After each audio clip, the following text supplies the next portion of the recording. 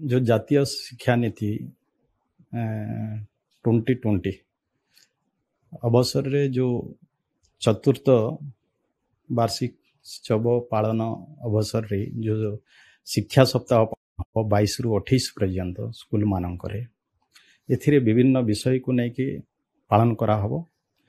जमती अनेक विषय रही जमती कि वृक्षरोपण कथा हो, क्रीड़ा कथा हो, टीएलएम कथा हो, ये सबु विषय तहिरे रही।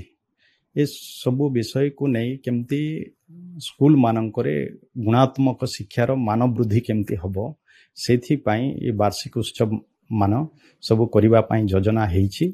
निश्चय या द्वारा शिक्षा क्षेत्र रे गोटे सुधार आसीबो, पिला माने भी उत्साहित हेबे एवं शिक्षार मान वृद्धि हबो। तेणु निश्चय ये जो शिक्षा सप्ताह पालन करा हबो एथिरे शिक्षार विकास ही पड़े। निश्चय आमे जेतेबेले शिक्षक नियुक्ति हबो, शिक्षक नियुक्ति हेले आमे प्रायोरिटी जोठी जने शिक्षक अछंती आउ जदि शिक्षक रो आवश्यकता अछि पिला मानकर संख्या दृष्टि को नहीं आमे से गुडा को आमे निश्चय आम विभाग चिंता करिवो एवं से गुडा करे आवरी जो वैकेंसी पोस्ट गुडा को अछि से वैकेंसी पोस्ट गुडा को केमती फिलअप करिवो जहा द्वारा कि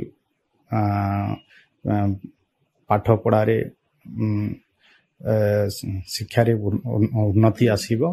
आउ निश्चय एमती अनेक अनुष्ठान एमती स्कूल गुडा को रही शिक्षक अभाव कारण भलरे पाठ पढ़ा हो नहीं। तेणु शिक्षक देला परे निश्चय से स्कूल रे पाठ पढ़ा हो पारिबो। आउ जो ड्रॉप आउट संख्या भी जोटा बढ़ुची से ड्रॉप आउट संख्या भी कमिबो।